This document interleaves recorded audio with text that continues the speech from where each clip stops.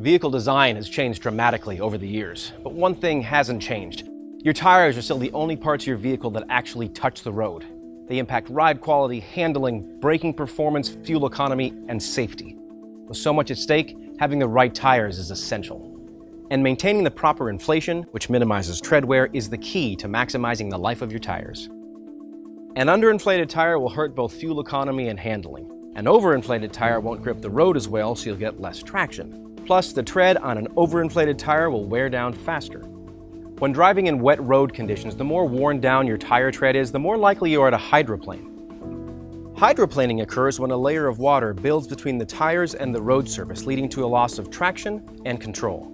Because tread grooves help channel water out from underneath the tire when driving, they help keep more of the tire in contact with the road to minimize hydroplaning. To determine if a Lexus tire is too worn to be used safely, the depth of tread is measured. This tire tread illustration helps show 3 important tread depth readings. The green zone represents a range of 6/32 of an inch or more tread depth. Once the tread is worn down to between 5 to 4/32, as indicated by the yellow zone, it's time to consider replacement.